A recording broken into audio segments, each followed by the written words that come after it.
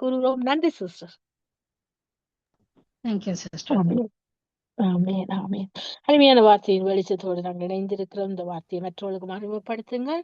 அவர்களும் உயிர்த்தெழுந்த வல்லமையின் ஆசீர்வாதங்களை சுதந்திரிக்கட்டும். கர்த்தரை சார்ந்திருக்கட்டும். ஆமென். இதுவே நமக்கு விழுந்த கடுமையா இருக்கிறது. சரியா டொரண்டோ நேரம் 8:05. நாங்கள் வார்த்தையின் வெளிச்சத்தோடு இணைந்திருக்கிறோம். அடுத்தது வார்த்தையின் வெளிச்சத்தோடு எங்களோடு மஹமூத் ஊழியர் மகேந்திர ஐயா அவர்கள் இணைப்பிருக்கிறார்கள். இணைப்பிருக்கும் ஊழியரை அழைப்புகள் கொண்டு வந்து நாங்கள் வெளிச்சத்தை காண்போம். பிரைஸ் தி லார்ட் ஐயா.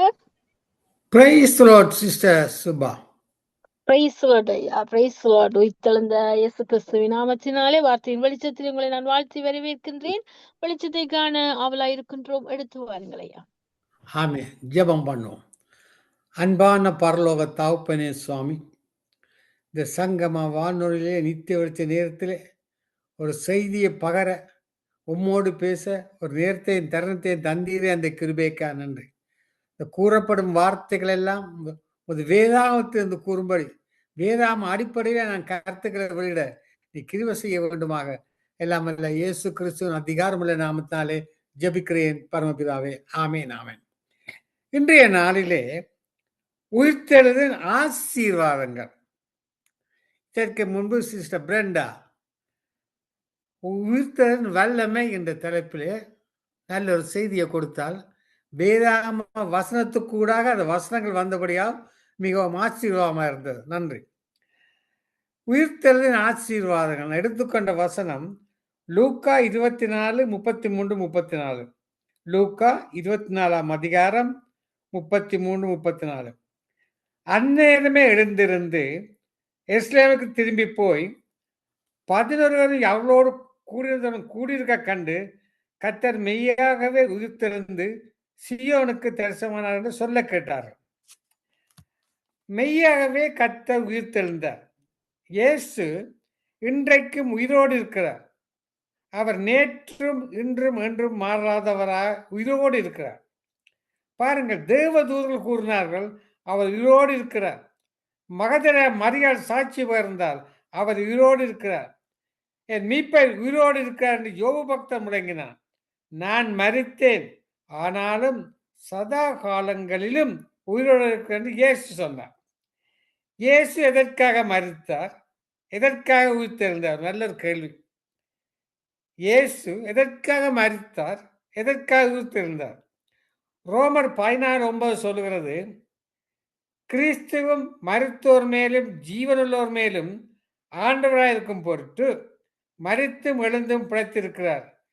இயேசு கிறிஸ்துவோடு கூட சிலுவையில் அறையப்பட்டு மரணத்துக்கு நம்முடைய அவயங்களை ஒப்புக் கொடுக்க வேண்டும். அப்போஸ்தலர் பவுல் எழுதுகிறார், கிறிஸ்துவோடு கூட சிலுவையில் அறையப்பட்டேன், ஆயினும் பிழைத்திருக்கிறேன், இனி நான் அல்ல கிறிஸ்துவே எனக்குள் பிழைத்திருக்கிறார் என்று கலாத்தியர் 2:20 சொல்லுகின்றது. ரோமர் 6:5 என்ன சொல்லுகிறது? ஆதலால் அவருடைய மரணத்தின் சாயலில் நாம் இணைக்கப்பட்டவர்களானால் அவர் உயிர்த்தெழுதலின் சாயலில் இணைக்கப்பட்டிருப்போம். பாருங்க, இந்த உலகத்திலே ஆயிரக்கான மார்க்க சாபங்கள் தத்துவ ஞானிகள் இருந்த போதும் எல்லோருடைய கல்லறைகளையும் மூடி கிடக்கின்றன. எல்லோரும் மரித்தார்கள், எழுந்திருக்கவில்லை. ஆனால் இயேசு கிறிஸ்துவின் திறந்த கல்லறை சொல்லும் செய்தி என்ன? அவர் அங்கே இல்லை, உயிர்த்தெழுந்தார். இந்த அவருடைய கல்லறையை நான் பார்க்கும் பொழுது அங்கு ஒரு அற்புதம் நடந்தது. என்னவென்றால், இஸ்ரேல் நாட்டில் அவருடைய கல்லறை இப்போ இல்லை, ஒரு 10 வருடங்களுக்கு முன்பு அந்த கல்லறையை பிரிட்டிஷ் அரசாங்கம் விலக்கி வாங்கிவிட்டார்கள் நிலத்தை. அப்போது அங்கே ஒருவனை காவல்காரருக்கு வச்சார். 5 நிமிஷம் உள்ளுக்கு போய் வந்தால் இவ்வளோ காசு, அரை மணி நேரம் போனால் இவ்வளோ காசு, 1 மணி நேரம் போனால் இவ்வளோ காசு, அது கொடுக்க வேணும். ஆனால் அந்த பாதுகாவனுக்கு ஒரு கால் இல்லை, ஒரு காலோட நின்று கடமையை செய்கிறான். ஒரு பாஸ்டர் லண்டன்ல இருந்து சென்று அவர் உள்ளே போனார். 5 நிமிஷம் 10 நிமிஷம் 1 மணி 2 மணி நேரம் ஆச்சு, வெளியே வரையில்லை. இவருக்கு சரியான சந்தோஷம், இன்றைக்கு நல்ல டாலர் எல்லாம் கிடைக்க போது எனக்கு சந்தோஷத்தை நிற்கிறேன். அப்பொழுது ஆண்டவர் வெளியே வந்தார், அந்த ஊழியக்காரன் வெளியே வந்தார். இவன், ஐயா நீங்கள் 2 மணி நேரம் போகிறதுக்கு இவ்வளோ பணம் வேணும்னு. உண்மையிலே ஒரு நடந்த சம்பவம். என்ன சொன்னார்? இந்த ஆசீர்வாத இடம் இந்த உயிர்த்தெழுதின் ஆசுவான இடத்துல நீ ஒற்றை காலில் நிற்கிறாயின்னு சொல்லி அந்த ஊழியக்காரன் அவருக்காக ஜெபித்தார். ஜெபிக்கும் பொழுது மற்ற கால் தானாகவே வளர்ந்தது, துள்ளி குதித்தார். உண்மை நடந்த சம்பவம். காரணம் அதான் உயிர்த்தெழுதின் வல்லமை. பாருங்கள், உயிர்த்தெழுதலின் செய்தியின் மூலமாக நமக்கு ஒரு நம்பிக்கை, விசுவாசம் உண்டு. மரணம் ஒரு முடிவல்ல. கிறிஸ்துவுக்குள் மரித்தவர்கள் பாக்கியவான்கள். கிறிஸ்து மருத்துவரிலிருந்து எழுந்தது போல கடைசி எக்காலம் துணிக்கும் போது நாம் எல்லோரும் உயிரோடு எழுந்திருப்போம் என்பது நம்ம நம்பிக்கை. இதை கேட்டுக்கொண்டிருக்கிற சகோதர சகோதரியே, மரணத்தை குறித்து கவலையோடு அழுது கொண்டிராமல், துக்கப்பட்டுக்கின்றாமல் கண்ணீரை துடைத்துக் கொள்ளுங்கள்.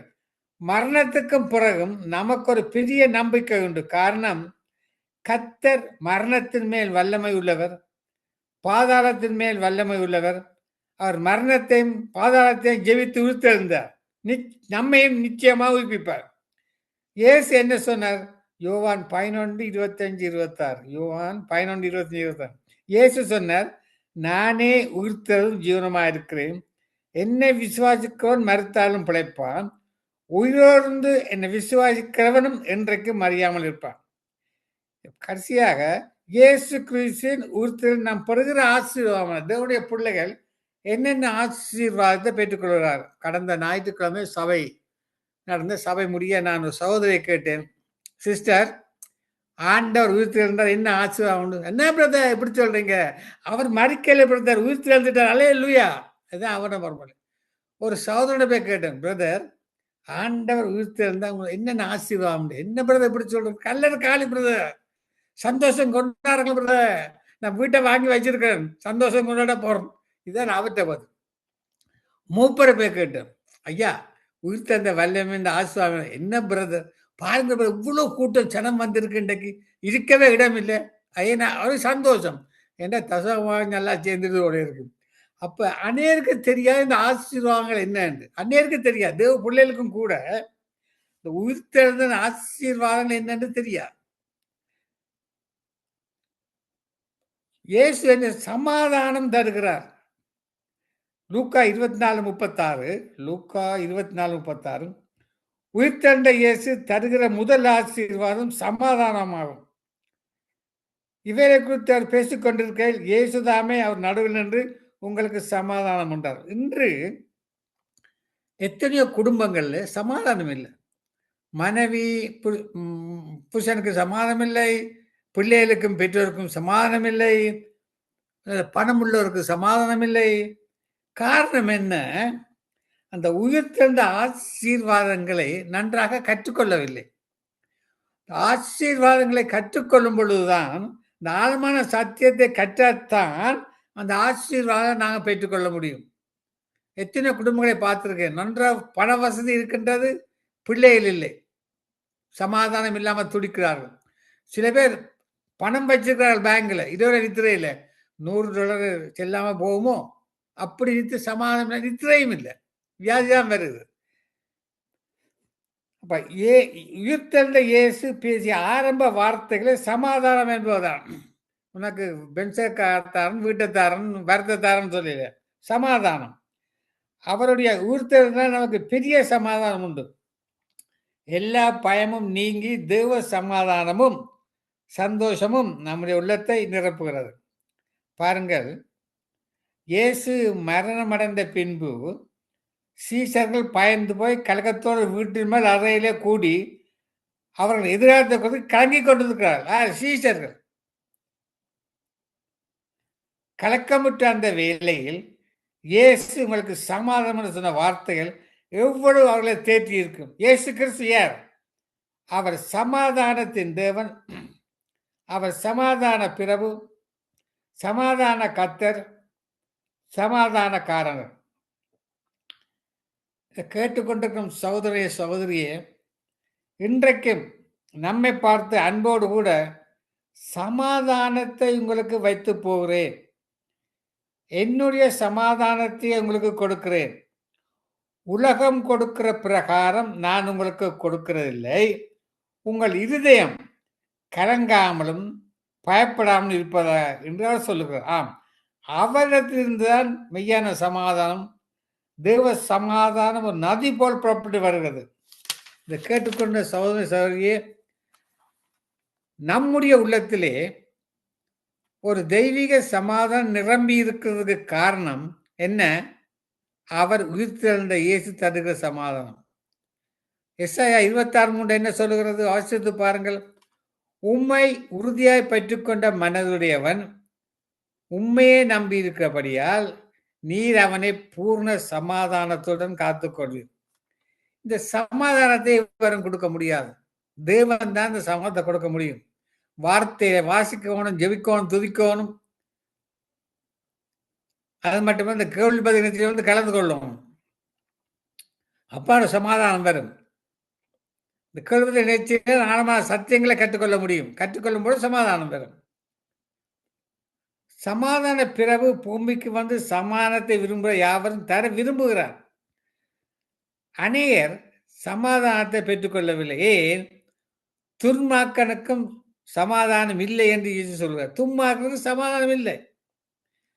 பாவத்தை விட்டு விலக மனம் இல்லை. விபச்சாரம் வேசித்தனத்தை விட்டு பரிசுத்த வாழ்க்கைக்கு வர பிரியமில்லை. தங்கள் பாவமாகிய இருளிலிருந்து ஒளியிடத்துக்கு வர விருப்பமில்லை. இன்றைக்கு வார்த்தையின் வெளிச்சம், நித்திய வெளிச்சம் நாங்கள் போட்டிருக்கிறோம். இந்த வார்த்தையை கேளுங்க வந்து கேளுங்கன்றா வரமாட்டார்கள். விருப்பம் இல்லை. பிசாசு விடாது. ஒளிக்கிட்ட ஒளி இடத்துல வேற பிசாசு விடாது. மகனே இங்கே வா, அங்கே போகாத, காசு வர விட்டுருவாங்கன்னு சொல்லும். தேவ பிள்ளைகளே, பாவத்தையும் பாதாளத்தையும் வென்று உயிர்த்தெழுந்த சமாதான பிறவியை கருத்தோடும் வாஞ்சியோடும் உங்கள் உள்ளத்துக்குள் அலையுங்கள். அவர் வரும்போது அவருடைய வல்லமை, அவருடைய பிரசன்னம் உங்கள் வீட்டிலே இறங்கி வரும். ஒரு தெய்வீக சமாதானம் ஆளுகை செய்யும். தெய்வீக சமாதானம் ஆண்டோட பிள்ளைகளுக்கு தான். இதில் கலந்து கொள்கிற பிள்ளைகள், கேட்டுக்கொண்டிருக்கிற பிள்ளைகள், மறுவழுப்பு கேட்கிற பிள்ளைகள், இவருக்கு சமாதானம் பிரசனம் வரும். பிரசங்கத்தை கேட்க கேட்க, நிகழ்ச்சியை கேட்க கேட்க ஒரு சமாதானம். வேதம் என்ன சொல்கிறது? பிலிப்பியர் 4:6-7 நீங்கள் ஒன்றுக்கும் கவலைப்படாமல் எல்லாவற்றையும் குறித்து உங்கள் விண்ணப்பங்களை சோஸ்தத்தோடு கூடிய ஜெபத்தினாலும் வேண்டுதலினாலும் தேவனுக்கு தெரியப்படுத்துங்கள். அப்பொழுது எல்லா புத்திக்கும் மேலான தேவ சமாதானம் உங்கள் இருதயங்களையும் உங்கள் சிந்தனைகளையும் கிறிஸ்து இயேசுக்குள்ளாக காத்துக்கொள்ளும். சமாதானத்தை இரண்டாவது என்ன? பயத்தை நீக்கிறவர். பயப்படாதே, நான் உன்னுடன் இருக்கிறேன், தீயாதே, நானும் தேவன், நான் படுத்து சாயம் பண்ணுவேன், நீதியின் வர கடத்த தாங்குவேன் சொல்ற. அதாவது பயத்தை நீக்கிறவர். வெளிப்படுத்தல் 1:17 என்ன சொல்லுகிறது? வெளிப்படுத்தல் 1:17 அப்பொழுது அவர் தம்முடைய வலது கரத்தை என்மேல் வைத்து என்ன நோக்கி, பயப்படாதே, நான் முந்தினவரும் பிந்தினவரும் உயிருள்ளவருமாய் இருக்கிறேன். வெளிப்படுத்தல் 1:17 சொல்றது. பாருங்கள், இயேசு சீசர்களுக்கு தரிசனமாக முன்பாக அவர்கள் யூதருக்கு பயந்ததனால் கதவுகளை பூட்டிக் கொண்டிருந்தார்கள். யூதருக்கு பயந்தார்கள், பரிசேயர் சதுசேயருக்கு பயந்தார்கள், வேதபாரருக்கு பயந்தார்கள், ரோமா அரசாங்கத்துக்கு பயந்தார்கள். கொடுமையான மரண பயங்களை வாழ்த்தியது. ஆகவேதான் இயேசு அவர்களுக்கு தரிசனமாகி பயப்படாதீங்கள் என்றார். அருமையான ஒரு வார்த்தை. 236 தரம் பயப்படாது என்ற வார்த்தை வேதாந்தத்தில் வருகிறது நினைக்கிறேன். பாருங்கள், இந்த பயம் சாத்தான் கொண்டு வருகிற கொடுமையான உணர்வு. ஒரு பொய் சொன்னா காணும், மச்சான் நீ நம்ம ஆளடான்னு. நீங்க என்னதான் வேதத்தை வாதிச்சாலும் ஒரு பொய் ஒன்று சொன்னா என்ன நடக்கும்? பிசாசை பிடிச்சிடும். மச்சான் நம்ம ஆளடானே, நம்ம மகளடானின்னு வந்துடுவான். பயப்படும் போது விசுவாசத்தை இழக்கிறோம், நம்பிக்கை இழக்கிறோம், கர்த்தர் நம்மேல் வைத்த உறுதியை இழக்கிறோம். பாருங்க, பயம், சத்துரு கொண்டு வர பயம், விசுவாசத்தை இழக்கிறோம், நம்பிக்கை இழக்கிறோம், கர்த்தர் மேல் வைத்த உறுதியை இழக்கிறோம். தான் பயம். சிலருக்கு சாக பயம். பாட்டெல்லாம் படிப்பார்கள், வசனங்களை சொல்லுவார்கள், நீ நாளைக்கு சாக போனா முடிச்சுக்காத. பய நேரத்தில் எதை பார்த்தாலும் கலக்கமா தோன்றுகிறது. உயிர்த்தெழுந்த இயேசு அவர்களை பார்த்து கலங்கி பயந்து ஒரு ஆவியை காண்கிறதா நினைத்தார்கள். என்ன சொல்லுவார்? இருண்டவனுக்கு எல்லாம் பேய் என்று சொல்லுவார். மறந்தவனுக்கு இருந்ததெல்லாம் பேய் என்று சொல்லுவார். காரணம் அந்த பயம்தான். இயேசுவின் உயிர்த்தெழுதல் இனிய பிரசன்னம் எல்லா பயத்தை நீக்கி தேவ அன்பை அவர்களுக்குள் கொண்டு வருகிறது. 1 யோவான் 4:18 என்ன சொல்லுகிறது? அன்பிலே பயமில்லை, பூர்ண அன்பு பயத்தை புறம்பே தள்ளும், பயமானது வேதனை உள்ளது, பயப்படுகிறோம் அதிலே பூர்ணப்பட்டவன் அல்ல. இந்த பயமது பொல்லாசம் ஒன்றுக்கும் பயப்படக்கூடாது. கருப்பை கண்டா பயம், கருத்த பூனை குறுக்க போனா பயம், பள்ளி கிக்க அதுக்கு ஒரு பயம். நாங்கள் ஆயா கத்தோட புள்ளி எங்கே பயப்படக்கூடாது, ஒன்றுக்கும் பயப்படக்கூடாது. ஆனால் நாம் பயம் நிறைந்த உலகத்தில் வாழ்கிறோம். இந்த உலகம் பயத்தில் நிறைந்திருக்குது. எங்கு பார்த்தாலும் துர்ச்செய்திகள், எங்கு பார்த்தாலும் கொலை கொள்ளை கற்பழிப்புகள், மனித அன்பை இழந்து வெறிச்செயல் ஈடுபட்டு மனித சமுதாயத்தை பயமுறுத்தி கொண்டிருக்கிறான். ஆனால் உயிர்த்தெழுந்த இயேசு நம்முடைய பட்சத்தில் இருந்து பயப்படாது என்று சொல்கிறார். பாருங்க, சண்டை நடக்குது. ஈரானுக்கும் அமெரிக்காவுக்கும் சண்டை. அதை பார்க்கும்போது ஒவ்வொரு வேதனை. சொன்னார்கள், இந்த உடல்கள் எல்லாம் சிதறி கிடக்கின்றனவாம் என்று சொன்னார். அந்த படத்தில் காட்டவில்லை. பிணங்கள் எல்லாம் சிதறி கிடக்க. யோசித்து பாருங்கள், அந்த குடும்பத்தில் ஒரு இழந்த அந்த குடும்பம் என்ன பாடுபட்டு இருக்கும். காரணம் என்ன? உலகத்தோடு இருக்கிறார், ஆண்டவரை அறியவில்லை. இருக்கட்டும், அவருடைய பிரச்சனை நம்மோடு கூட இருப்பதனால் நாம் தீங்குகளை எண்ணி பயப்பட வேண்டியதில்லை. அவர் தம்முடைய அதிகாரத்தை நமக்கு கொடுத்திருக்கிறபடியினால் பயப்படாமல் சாத்தானை துரத்துகிறோம். உயிர்த்தெழுந்த இயேசு நம்மை விட்டு விலகுவதும் இல்லை, நம்மை கைவிடுகிறதும் இல்லை. அவர் சொன்னார், உலகத்தின் முடிவு பரியந்தம். நல்லொரு வசனம். உலகத்தின் முடிவு பரியந்தம் சகல நாட்களிலும் நான் உங்களுடனே கூட இருக்கிறேன். யார்? தேவ பிள்ளையோட கூட இருக்கிறார். இல்லை கேட்டுக்கொள்கிற பிள்ளையோட கூட இருக்கிறார். மறு வளர்ப்பு கேட்கிற பிள்ளையோட கூட இருக்கிறார். இல்லை கலந்து கொள்கிற பிள்ளைகள், நிகழ்ச்சி நடக்கிற பிள்ளைகள் எல்லோருடையும் ஆண்டவர் கூட இருக்கிற அந்த விசுவாசம் வேணும். ஆமென், ஆமென். இந்த பயம் பெறும் இயற்கை தான். காரணம், இப்போ காரோட டக்குன்னு ஒரு சைனீஸ் குறுக்கா காரில் போனால் பயம் வரத்தான் வேணும். ஆனால் தேவனுடைய பிள்ளைகள் பயத்தின் ஆவிகளுக்கு இடம் கொடுக்கக்கூடாது. சங்கீதக்காரன் சொல்லுகிறார், நான் கர்த்தரை தேடினேன், அவர் எனக்கு செவி கொடுத்து என்னுடைய எல்லா பயத்துக்கும் என்னை நீக்கலாகிவிட்டார். ஆரை தேடுறான்? கர்த்தரை தேட வேண்டும், உலகத்தை தேடக்கூடாது. முதலாவது நாங்கள் பார்த்தோம் சமாதானம், 2வது பார்த்தோம் பயத்தை நீக்கிறோம், 3வது அற்புதங்களை செய்கிறார். அப்போஸ்தலர் 2:3 அநேகம் தெளிவான சிஷ்டாங்களினாலே அவர்களுக்கு நம்ம உயிரோடு இருக்கிற காண்பித்த உயிர்த்தெழுந்த பிறகு அவர் செய்த அற்புதங்களையும் அதிசயங்களையும் அவர் உயிரோடு இருக்கிறார் என்பதை வெளிப்படுத்துகிறார். நான் சிந்தித்து பார்த்தேன், செங்கடலை பிளந்தார்கள். சரி, ஏன் அதை எங்களால் விளக்க முடியவில்லை? சிந்தித்து பார்த்து, இலங்கையிலே இந்த சண்டை நடக்கும் பொழுது இந்த ஆனரோட அந்த கடலிலே ஒரு ஊழியக்காரன் பிரித்து ஜோம்பானி அதை பிரித்து விட்டு மக்கள் இலவாக அந்த கடலூட நடந்து செய்யலாம். ஏன் நடக்கவில்லை?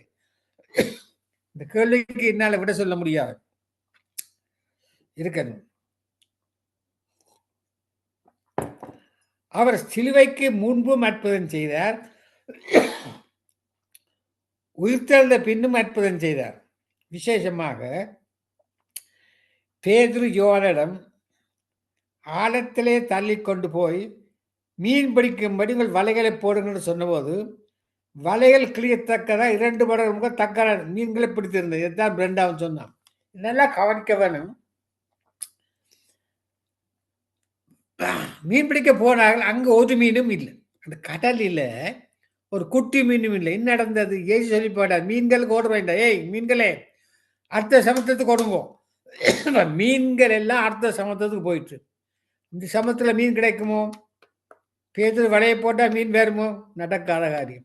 குட்டி மீன் கூட இல்லை. என்ன எல்லாம் அடுத்த சமுத்திரத்துக்கு போயிட்டு. பிறகு பேதுரு வலைய போட்டான் இல்ல. இப்ப ஆண்டவர் சொல்றார், எல்லா மீன்களும் வந்து பேதுருவின் வலைக்குள் பூருங்கள்.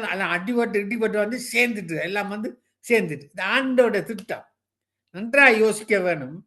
ஒரு கடலிலே மீன் பிடிக்கணும்னு அனுபவம் இருக்கு. ஒரு குட்டி மீனாக பிடிச்சிருக்கலாம் தானே. அது நான் ஒரு மீனும் இல்லை. அப்படின்னா சிந்திக்க வேணும்.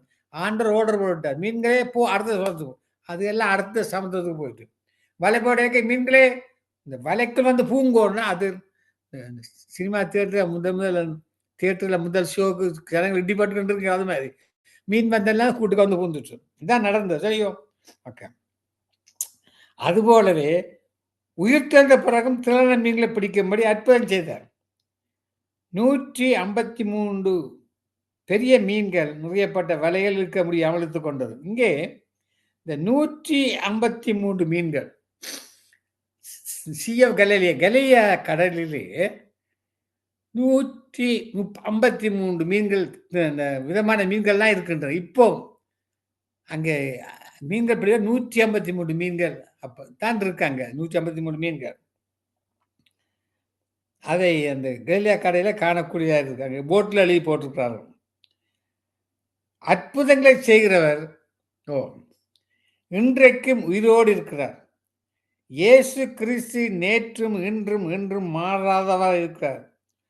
உயிர்த்தெழுந்த இயேசு அந்த கலிலியா கப்பர்நகூம் மற்றும் யூதாவில் செய்த ஒவ்வொரு அற்புதங்களையும் இன்று உங்களுடைய வாழ்க்கையிலே செய்ய வல்லமை உள்ளவராக இருக்கிறார். பாருங்கள், இயேசு செய்த வேறு அநேக காரியங்களும் உண்டு. அவைகள் ஒவ்வொன்றாக எழுதினால் புத்தகங்கள் இடங்கொள்ளாது. இந்த புத்தகத்தில் எழுதுகிற வேறு அநேக அற்புதங்கள் இயேசு சீடருக்கு முன்பாக செய்தார் என்று யோவான் 20:30 சொல்லுகிறது. ஆமே. அதாவது அடுத்த ஆசீர்வாதம் இருக்கிறது. 4வதாக ஆசீர்வாதம். என்ன ஆசீர்வாதம்? லூக்கா 24:50. பின்பு அவர் பெத்தேனியா வரைக்கும் அவர் அழைத்து கொண்டு போய் தம்முடைய கைகளை உயர்த்தி அவளை ஆசீர்வதித்தார். உயிர்த்தெழுந்த இயேசு தம்மை பின்பற்றி வந்த சீசர்களை பெத்தானியா என்ற இடம் வரைக்கும் அழைத்து சென்று அவளை ஆசீர்வதித்தார். நம்முடைய ஆண்டவர் எப்பொழுதும் நம்மை ஆசீர்வதிக்க பிரியப்படுகிற தேவன். எப்படிப்பட்ட ஆசீர்வாதங்கள்? அந்த ஆசீர்வாதத்தில் இம்மக்குரிய ஆசீர்வாதங்களும் மறுமைக்குரிய ஆசீர்வாதங்களையும் உன்னதத்துக்குரிய ஆசீர்வாதம் நிறைந்து காணப்படுகின்றன. எபேசியர் 1:3. கர்த்தருடைய ஆசீர்வாதமே ஐஸ்வர்யத்தை தரும். வானத்தின் பல்கனிலே திறந்து இடங்கொள்ளா போக மட்டும் ஆசீர்வதிக்கிற தேவன். இப்ப நான் யோசிச்சேன், வானத்தின் பல்கனை திறந்து இடங்கொள்ளாமல் மட்டும் ஆசீர்வதிக்கிற தேவன். அப்ப அந்த கொங்கிரீட் போட்ட சில அப்பார்ட்மெண்ட்ல கொங்கிரீட் என்ன அது எப்படி உள்ளுக்கு வரும்? அதெல்லாம் கண்டிப்பா வரும், யோசிக்காதீங்க. ஆனால் எல்லாவற்றுக்கும் மேலாக இயேசு தமது பிள்ளைகளுக்கு கொடுக்கும் பெரிய ஆசீர்வாதம் என்னவென்று கேட்டால் அதுதான் பரிசுத்த ஆவியானவர் அருளி செய்தது. அவர் உயிரோடு இருக்கும் போது ஆவியான அவசியத்தை குறித்து அவர் தேற்றவாளன், சத்திய ஆவியானவர், பரிசுத்த ஆவியானவர் என்பதை குறித்து சீசருக்கு முன்னறிவித்தார். உயிர்த்தெழுந்த பின்பு அவரிடம், பிதா என்னை அனுப்பியது போல நானும் உங்களை அனுப்புகிறேன் என்று சொல்லி அவர் மேல் ஊதி பரிசுத்த ஆவியை பெற்றுக் கொள்ளுங்கள். பரிசுத்த ஆவியின் அபிஷேகம் யாருக்கு? கர்த்தருடைய பிள்ளைகளுக்கு தான், உலகத்தாருக்கு இல்லை. நாம் அருமை இறைச்சகர் உயிரோடு இருந்தபடியால் நமக்கு கிடைத்த பெரிய ஆசீர்வாதம் ஆவியான நம்மேல் ஊற்றப்படுதலாகும். என் பிதா வாக்குத்தத்தம் பண்ணினதை இதோ நான் உங்களுக்கு அனுப்புகிறேன். நீங்களோ உன்னதத்திலிருந்து வரும் பிறனால் தரிக்கப்படும் பிறகு நேரத்தில் என்றார். ஆமீன். அநேக ஆசீர்வாதம். வரவே பிரசனத்தை தருகிறார், நித்தியத்தை தருகிறார். அது மட்டுமல்ல, கிறிஸ்து உயிர்த்தெழுதினால் கடந்த கால நம் பாவத்திலிருந்து நமக்கு மன்னிப்பு உண்டாகிறது. இயேசு உயிரோடு இருந்ததினால இன்றைய வாழ்வுக்குரிய வல்லமை கிடைக்கின்றது. இயேசு உயிர்த்தெழுந்ததினால் எதிர்காலத்தை குறித்து நம்பிக்கை நமக்கு இருக்கிறது. இப்படி அநேக காரியங்கள் இருக்கின்றன. அப்படியே ஆசீர்வாதம் தந்திருக்கார். கர்த்தர் ஆசீர்வதிப்பாக. ஜெபம் பண்ணுவோம். நேரம் கடந்து விட்டது. ஜெபம் பண்ணுவோம். அன்பான பரலோக தகப்பனே சுவாமி, இந்த சங்கம வானொலியிலே நித்திய வெளிச்சத்திலே சுவாமி உயிர் தெழுதலின் ஆசீர்வாதங்கிற தலைப்பிலே தேவ வார்த்தையினூடாக உங்கள் பிள்ளைகள் செய்தியை கொடுத்துக்கிறேன் சுவாமி. ஆண்டவரை சொந்த இரட்சகரை ஏற்றுக்கொண்ட ஒவ்வொரு பிள்ளைகளும் இந்த ஆசீர்வாதங்களை பெற்றுக்கொண்டு கிருபை செய்ய வேண்டுமாக சொல்லும். இந்த பிள்ளைகள் வேதத்தை வாசித்து வாசித்து தியானித்து தியானித்து ஜெபித்து துதித்து ஆராய்த்து அபிஷேகத்தால் நிறைந்திருக்கும் பொழுது சுவாமி இந்த ஆசீர்வாதங்களை கட்ட கொடுக்க சுவாமி அந்த கிருபைக்கான நீ சமாதான தேவனே, சமாதானம் இல்லாத குடும்பங்களுக்கு சமாதானத்தை கொடும். ரட்சிக்கப்படாமல் ரட்சிக்கப்பட கிருபை செய்யும். அது மட்டும் சுவாமி இந்த செய்தியை எங்களுக்கு தந்த சங்கம் வானொலி நிறுவுகிறோம், ரீதா குடும்பங்களை நிறுவுகிறோம். கட்டாவே தொடர்ந்து வரும் ஒவ்வொரு நிகழ்ச்சியையும் நீர் சீர் வைத்து வழிநடத்துவோம் உண்டு. எல்லாம் வல்ல இயேசு கிறிஸ்துவின் அதிகாரம் உள்ள நாமத்தாலே ஜெபிக்கிறேன் பரமபிதாவே. ஆமென். ஆமென். நன்றி நன்றி ஐயா, நன்றி. அருமையான வார்த்தை வெளிச்சத்தில உயிர்த்தெழுந்ததினாலே நமக்கு கிடைக்கும் ஆசீர்வாதங்கள் என்ன என்பதை நமக்கு ஆழமான சத்தியத்துக்கூடாக அழகாக நமக்கு விளங்கப்படுத்தினீர்கள். வெளிச்சத்தை பெற்றுக்கொண்டோம், சத்தியத்தின் ஆழத்தை கற்றுக்கொண்டோம், வெளிப்பாடுகளை ஆவியானவர் வெளிப்படுத்தினார். அப்படியா கற்றுக் கொடுத்த உங்களையும் உங்கள் ஊழியங்களையும் இருக்கிற உறவுகளையும் கர்த்தர் நிறைவு ஆசீர்வதிப்பாராக. கர்த்தரை சித்தமானால் எங்களை இன்னொரு அழைப்பில் சந்திக்கும் வரைக்கும்